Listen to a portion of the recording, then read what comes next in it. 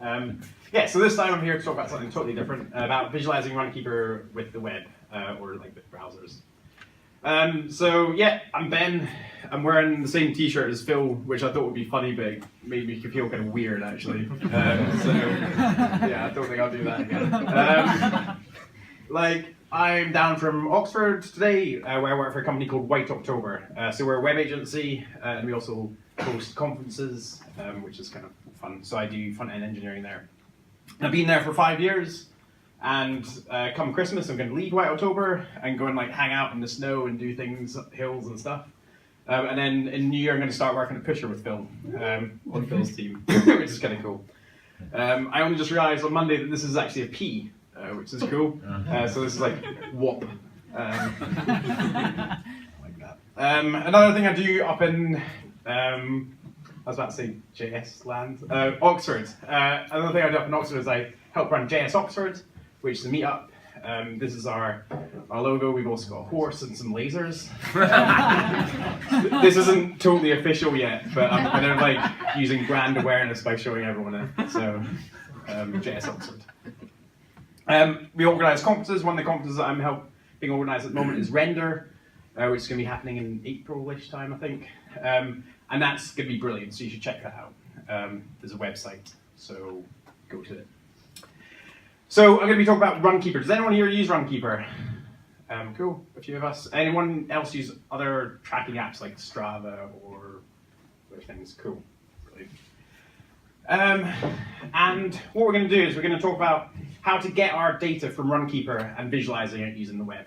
And so first of all, we're going to talk about, generally, we're going to take a step back about what visualization is and why we might do it.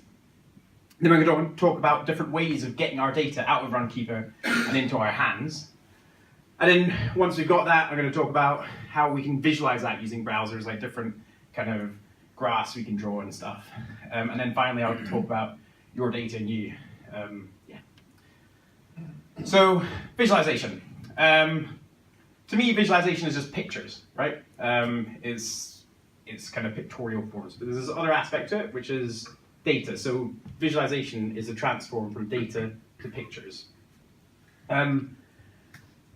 which is quite straightforward. And there's a third aspect to this, which is human beings. So the reason we take this data and transform it into pictures is to make it easier for the human to understand. And it's actually quite nice because visualization is a bit more general than this as well, because you can actually, if you visualize a problem, you're taking something that's intangible and changing it into something that you can kind of understand. Maybe it's a different image of it in your head, and that visualization process is covered by this, making something easier for us to understand. But we're going to be talking mostly about pictures today. And with these three tenets of visualization, there's different, we can maybe focus on these when we're creating visualizations for ourselves.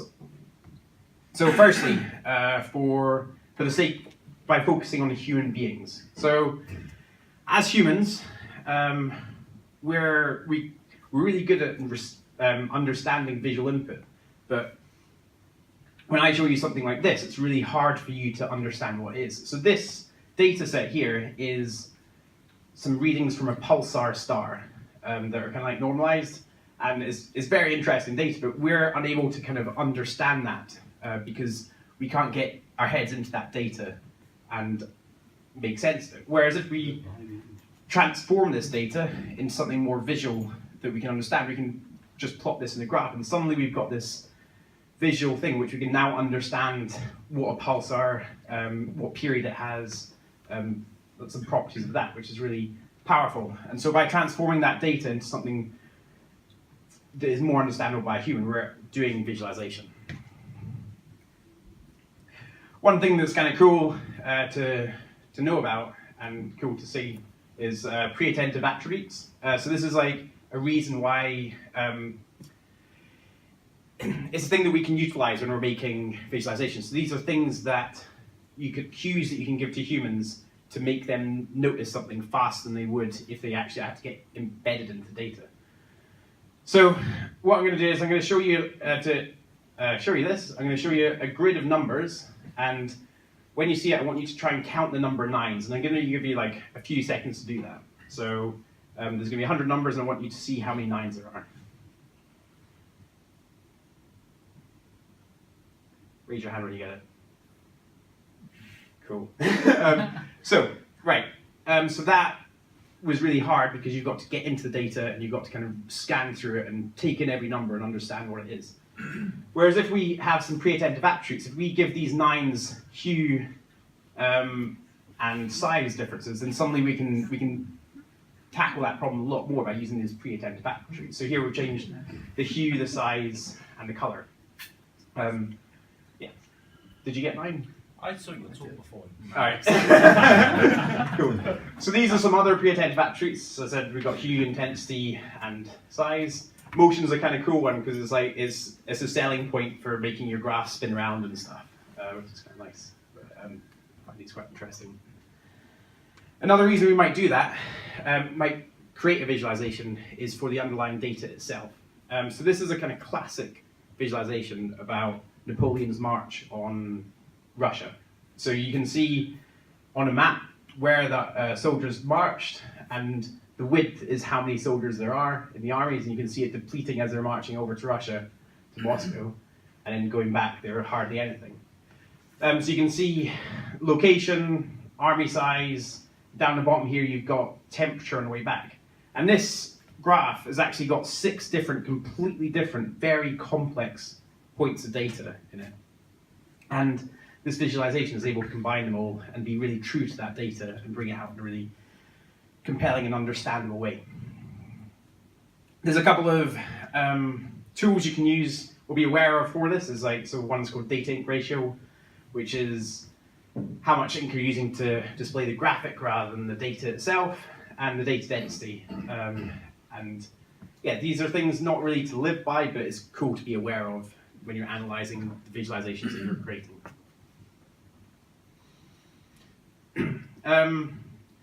And a third of those tenets is the pictures themselves, so creating visualization for that picture. So this is a graph that I drew of tweets over New Year, and so you can kind of see the lines and length of those represent how many tweets there were from that particular latitude, longitude point. And it's kind of cool, but it's also really crap. Like you can kind of mostly make out it's kind of a globe or whatever, and you can make out some countries, but it's not that useful. But there's these kind of things can actually be really, really great to have. So, for instance, a really good example of this is when you've got infographics. So these are all about the pictures, all about something visual. And what it allows a user to do is it allows someone to get drawn into that data and get excited about it, and kind of spark some kind of emotive reflex to that. And so infographics are pretty cool. So those are the 3 tenets. There's also other reasons, like when we're creating visualizations, we're actually, it's quite a difficult job, and we've got a kind of responsibility to stay true to our data. So there's ways that we can actually mislead people with visualizations. And a classic one is when you crop the y-axis. So here, these 2 graphs are exactly the same, but the one on the left has its y-axis cropped. So it gives a very different picture of that data. And so, yeah, by doing things like this, we can actually mislead for third-party reasons or something, which is bad. This is a really interesting one. So in 2005, so we've got gun deaths in Florida. In 2005, enacted stand your ground law. Looks like deaths went down. Then when you look at the y-axis, you can see the zeros at the top and 800s at the bottom. So it's like, yeah. And like, this is really interesting because it's like, actually this was inspired by another visualization which won awards for deaths in Afghanistan. And this was supposed to symbolize blood coming down from the top. And that one's really amazing. This was inspired by that, and it was like not done maliciously at all. It wasn't meant to mislead anyone, so but it kind of did. Right, so that's a kind of outside view of why we might be doing visualizations and reasons behind that. Now we're going to kind of get onto more of the technical stuff, which is fun. So what we're going to try and do is we're trying to get our data. So I've got this data up in Runkeeper that I've stored somewhere, and I want that data as a CSV document or a JSON document or Excel. CSV is particularly cool. It's like often people kind of think badly of it, but it's actually one of the most transportable, well-read, great data sets, data formats available. So I think CSV files. Right, so we're going to try and get our data out of Runkeeper. So our first approach might be to use runkeeper.com. So like a lot of websites Runkeeper has an export your data kind of area. So you can put in some dates and you can press the export data. After a little while, they'll send you a zip file with a few GPX documents and a couple of summary CSV documents of like your cardio and I don't know what measurements is. So you've got this data, which is cool. But the problem is you've got no format options. Like, so we maybe want a CSV representing the length of our paths or the altitude or something like that, but we don't have options over that without processing that manually. And also there's this like waiting for their download. You've got to kind of check that box and wait for it to get sent to you. Yeah. So, Runkeeper has a health graph API, so this is a kind of graph database with an open REST API, which is really powerful, and we can use this to pull out our data instead. So this brings us to approach 2, which is to write a script.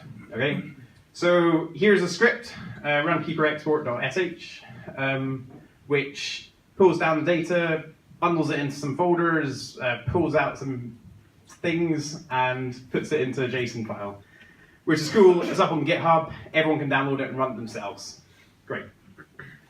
And this is cool because we've got any format we want, we can kind of tweak that to kind of pull out different parts of the data. We get that data instantly. As soon as we start running that script, we're getting data down and we can start checking if it's what we want and start playing with it. But there's a huge barrier to entry for this. Like, so, it's all very well me saying like, oh yeah, install JQ, run this bash script, but a lot of people, if you think of like the Venn diagram of people who know bash and people who could do with their own data, it's like there's a lot more of that side kind of thing. So yeah, writing scripts is cool, but it requires a lot of coding knowledge. So we want to kind of give people their CSV documents. Which brings us to approach 3, which is to build a website. So what we can do is we can have a website that someone can come along to, sign in with Runkeeper. We go off, pull out the data, format it ourselves in whatever format we want, and then they come back and they can download their data. So the way this works is like the browser comes along, it goes to the web server and authenticates with the API, and then the web server downloads all that data and then serves it back to the browser. So yeah, in a kind of simplistic way. And this is cool because there's no coding necessary for the end user. Like, they just need to log on to this website, authenticate, and they're going. Negative, you've got waiting for download again, that's come back. There's a complex backend storage, like especially if you're supporting lots of different users coming and using your service. Like, how do you queue up requests? How do you kind of make parallel requests to the API to make it faster? Where do you store it? And all this kind of stuff. And also privacy issues. Like, so with running data, it's like you've got so much information about where someone goes, like if they like run to the shop in the middle of the night or all that kind of stuff. Not that. Don't know why I said that. So having this data and storing it on your server is like you're kind of storing sensitive personal information, which is bad. Which brings us to approach 4, which is to use browsers and browser storage. Okay, so this is the cool one. Right, so we've got exactly the same website. You sign in with Runkeeper, but instead of having this wait 5 minutes for your download to appear on the server, this starts downloading straight away into your browser and puts it into like local storage. So what this is doing, it's doing the same thing as before. The browser is going to the web server and to the API to authenticate, but then the browser itself is going off to the API and pulling down all that data into the browser. And so you might use the fetch API or XHR to pull down this data and then put it into a database. And here I've got dbactivities.add, the JSON file. And what I'm using here is this thing called Dexy.js, which is a wrapper around IndexDB. Do people know what IndexDB is? Is everyone? Yeah, cool. It's like a kind of quite a scalable browser storage thing. And so what this is doing is it's fetching all that data down and storing it in your browser in that database. So this is cool. The data is only stored by the user. Like there's no kind of like server that's holding that. There's a really simple backend because it's just authentication. And we have instant access to that data. Like as soon as it starts downloading, we can start pulling it into our browser and visualizing it and doing things with it. But we've lost the CSV file, right? Like so, we've downloaded all that data, shoved it into that local storage, but we've got we can only access it through our code. There's no way for a user to download it and put it into Excel or something like that. Which brings us to approach 4B. The B stands for brilliant. So this is to use service workers. Do people know about service workers? Cool. Oh, that's cool. So service workers is this way of registering a script that runs in between the pages that you visit. So it's like a long-running script for a website. So what you can do is you can go navigate your service worker, register this script, and then in that script you've got this way of matching URLs and sending your own synthetic responses. And maybe that might read it from a cache, or it might read it from somewhere else, or in this case we've just generated this plain text hello from the service worker. So this presentation is just HTML, it's just a web browser. So what we can do is we can open this, and if I hard refresh, this is the request coming from my web server, but this service worker sits in between that and is able to serve this content instead, right? So it's like sitting there, and this is really good for like offline stuff as well. I don't need to be actually connected to the web server for that to happen.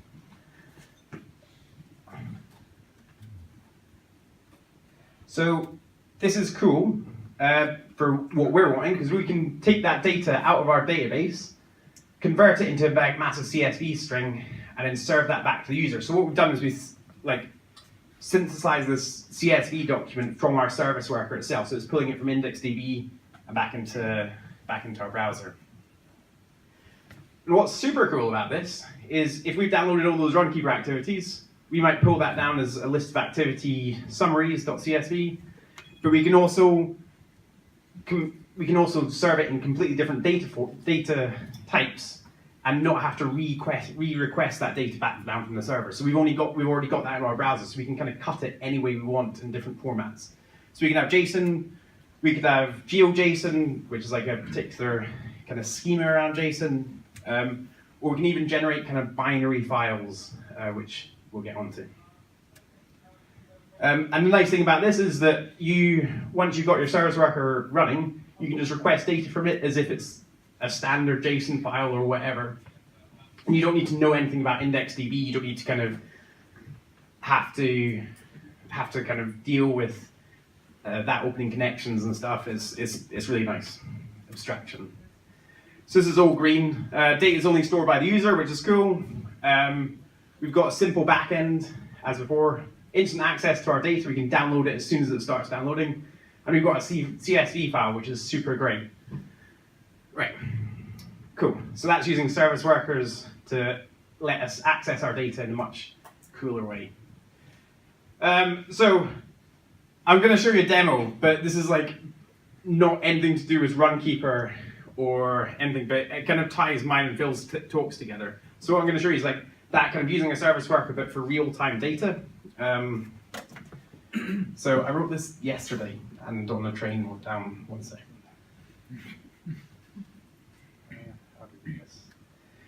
Right, okay, so what I've got here is a web server. So that serves here, and it's a pretty rubbish website. So what we've got here is like just some static content. These links here, currently they go nowhere, but so these aren't actually implemented on the server, it's just like a one index HTML. But what we can do is we can register the service worker here, and this service worker listens for live updates from Twitter. So here we're pumping, I'm searching for Java for some reason. It was quite late last night. So these tweets are going up to pusher and getting interpreted, getting pulled in by that service worker. So now, when we go to stats, we can get this data, and this data is coming straight from the service worker. Does that make sense? So this is not coming from any server here. The service worker itself is storing 26 tweets. And we can actually pull out stuff like, so this is the text of the last tweet. And I don't know what that is. And we can pull out all this extra data here, which is all coming straight from the server. So this is like all the information you get within a tweet, which is a lot. And pull it down as a CSV file. But then what's cool is like we can actually render HTML here. So this is coming straight from our service worker, and I can refresh that, and I'm not getting any more tweets. So when I refresh that, that's kind of reloading, and there's no kind of server generating this HTML at all.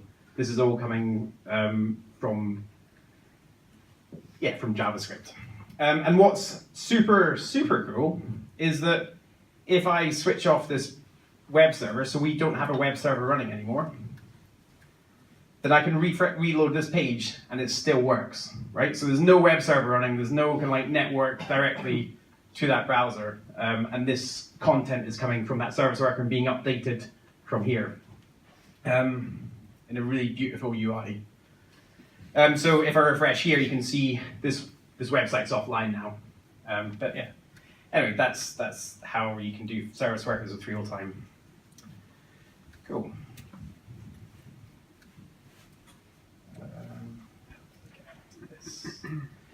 Cool. Right, so that was a demo. Now we're going to get back to Runkeeper, okay? But the same kind of stuff. So what we've got is like we've looked at this way of using service workers to access our data in a really nice way, and now we're going to look at what we can do with it. So as I said before, we're now exposing it just as like standard endpoints, and so we can kind of fetch this data. We can start doing stuff with it. So this is actually using my Runkeeper data. So for pulling down that summary, we can see the number of rows in that summary is 216. So I've done 216 runs on Runkeeper or activities. And the total distance is 1,556 kilometers. But, so the nice thing about this is that because this is coming from that service worker as a JSON file, what I can do is I can take this data and I can view it in any other format I want, you know, like so, for instance, this is the distance around the world that I've run, which is not very far. But it's like that, by having that kind of abstraction by the service worker, it allows us to create as many different visualizations of that data as if it was just like local to us. This is the distance along the UK on its side for some reason. So yeah, we can kind of reuse this data from the service worker. So as I said, that CSV document has a summary of every activity, and I'm iterating through it. And so I can plot these in a scatter plot, and you can see my kind of like general pace going up here. And we've got a couple of weird ones over here, which are like 5.5 hours and yeah, around 12 kilometers. And yeah, some more ones. But what's cool is like, so that's the summary data, but we can actually get richer cuts of that data. So for instance, this is the intra-activity durations. So you can see these plots. You can see here is where I like left my tracker running by accident. This is where I went for a long walk and took breaks and stuff. So you can kind of see, you can dig deeper into that data by taking different cuts of it with different endpoints. Right, so those are quite straightforward graphs and circles. But good visualizations answer a question, okay? So what I'm going to do is I'm going to ask the question of like, where do I like to run? And I'm going to try and answer that through different visualizations. So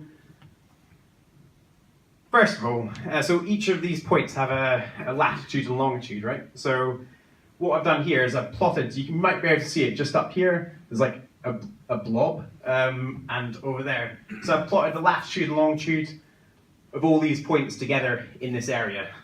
right? So this is me answering that question, where do I like to run? And it's like, here, which is cool. So yeah, it's not very good. And it's not very good because, as I said before, that data ink ratio, we've got a huge amount of data. There's like 115,000 points in there, but they're just like a blob. So we've got bad data ink ratio. And you might have noticed the shape of the UK there, and it was squashed, and that's because we've accidentally plotted that data in an equirectangular projection, which is basically where you use X and Y instead of like mapping it to some other projection, which I'm going to explain in a second much better. So one of the ways we can get around this, one of the tools I really like is D3. You've got a D3 event later this year, right? Like so. Does everyone like D3? Who uses D3? Cool, excellent. Plenty Right. of speakers. Sorry? Plenty of speakers. Cool. Yeah.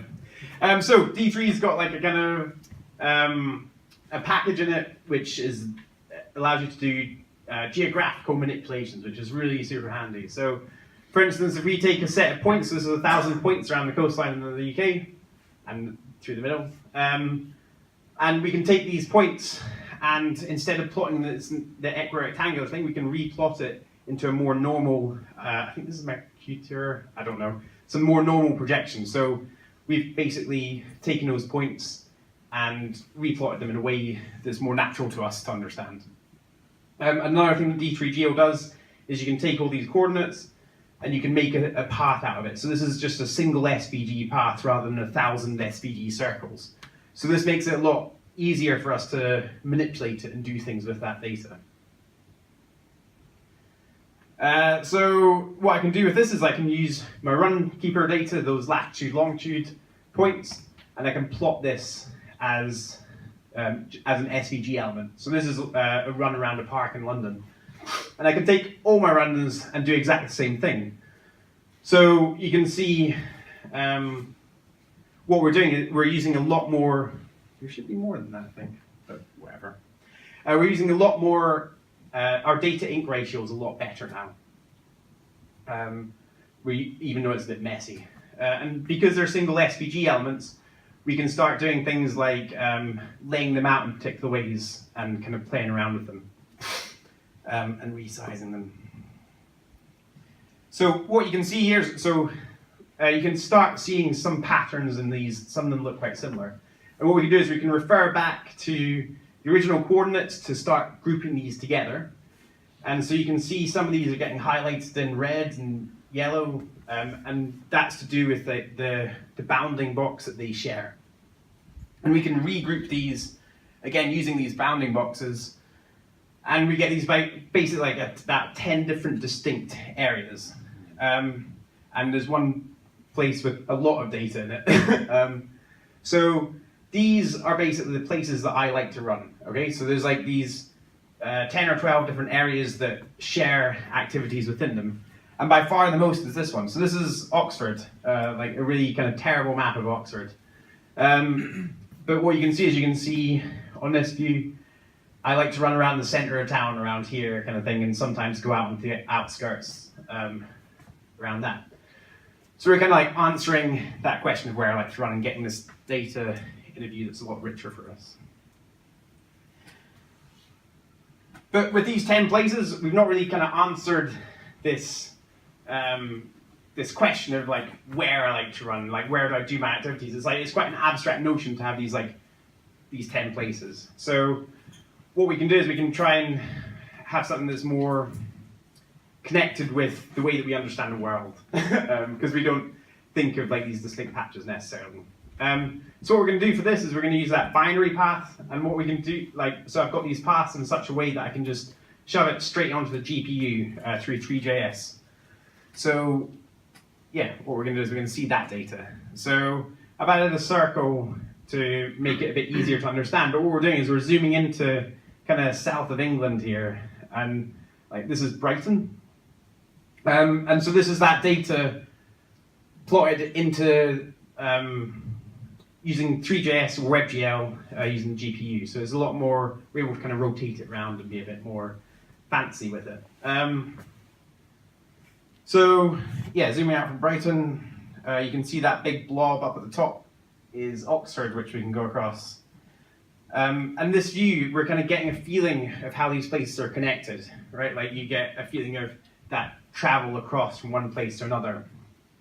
And it's a bit chunky on this, but whatever. It's usually super smooth. And when we zoom in, you can actually kind of get a feel for this data that's being rendered in complete real time, almost. So these are like some of the paths that I've taken through town in Oxford, and you can see how many times I've run down those particular roads. And yeah, it's pretty impressive. As I said, I think there's 110,000 different points in this graph, and it's being rendered pretty quickly. Another nice thing about this transition, this data is that instead of the D3 stuff's all on one single plane, whereas we've actually got this 3D property. So most of our GPS receivers have a kind of altitude as well. And so you can see this is over in Canada, where I was hanging out with my mate up a hill, and we're cycling around here, which is kind of cool. To get proper 3D stuff, you can ignore that one. That was a weird one. So you get a real good feel for this 3D if you go to a place that's like about an hour north of Edinburgh, or like shorter if you're driving fast. So this is like outside Bill's house. This is like a walk that we went up this hill. So here's the top of the hill, and then we went inside a castle where GPS don't work. So you can see that kind of like, yeah, that scribbly bit there. And when we rotate this, you can actually get a real feel for that third dimension of that data, and how that's so much more than seeing flat maps. These hills off in the distance are the place that I grew up. So this is a small town called Strathmiglo, and it's basically, this is the view from like the place I went to primary school, and you can see kind of over the horizon all those places around like Oxford, Brighton, all these places that I've been running, and this is a much more personal feel of that data. I can kind of you feel more connected, and I kind of feel like it's answering more of that question of like where I like to run.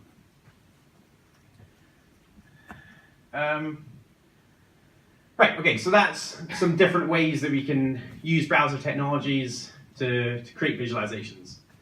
The last thing I was going to talk about was you and your data, which is a weird topic name. I'm going to change that. So there was a few years ago, I think 2005, this guy called Lee Byron came out with this listening histories project. So what you'd have is it trolls your Last.fm data and draws this beautiful graph of how your listening data is changed over time. So you can see particular artists flowing in and out, and it's really interesting. And the color relate to when you actually first started watching it, started listening to that artist. So you can see how things change over time. And what's really awesome about this is that when you first see it, you're like, you notice these points where you've listened to a particular artist for a couple of months, and you're like, ah, yeah, totally. And then what you do is you automatically, it's really natural, you start thinking about what you were doing at that time. So it's not about this data, it's not about a graph, it's about kind of, oh yeah, I was studying for an exam at that point, you know, like, or you kind of start narrating it in a really natural, beautiful way. And yeah, I'm really into this a lot at the moment. Not just this graph, but this idea of data narratives, like the kind of story that we tell over the data that we visualize. So I'm going to show you one last visualization about my Runkeeper. So it's all about me. One last kind of Runkeeper visualization, which is the days that I've run. So in the first year of getting Runkeeper, we ran quite a lot in the summer with my colleagues. You can see on the Wednesdays that we used to go running at lunchtime, and yeah, kind of tailed off in the winter. The next year, I didn't do too well, and like I was kind of like doing, I like to think I was doing different stuff at that time. I was like mountain biking and playing korfball. And then the year after that wasn't much better. But then we come to last year, and last year is really interesting because it's got this, right? So this is basically a 3-month clump of going running every single day, which is like by far the most of my activities came from that kind of 3 months.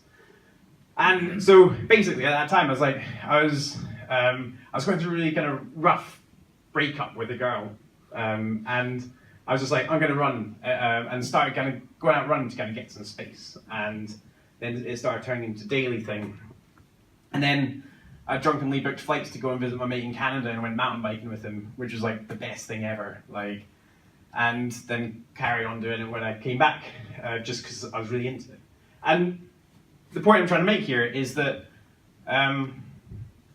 these activities, they're like distance, speed, who you're out with, but it's a lot more. There's a lot more than that, right? It's a kind of a look on something that you've emotionally gone through or experienced. So one of the things I'm really proud of is during that 3 months, I was kind of writing kind of random shit every day and putting them down as markdown posts. And so I've kind of got this data that I can refer back to, and kind of remember my time running in the hills in Canada. And yeah, I think that I'm really happy to have that linked to that data again. And the reason, so when we come back to what visualization is, what I started with. So visualization is pictures, and it's taking data and transforming that into pictures for a human. But where I find this getting really interesting is when that data comes from humans. And what happens is you get this really beautiful cycle here, where technology and visualization is allowing us to find out more, to understand more about ourselves. And it's a really kind of cool cycle to be able to get into. So in summary,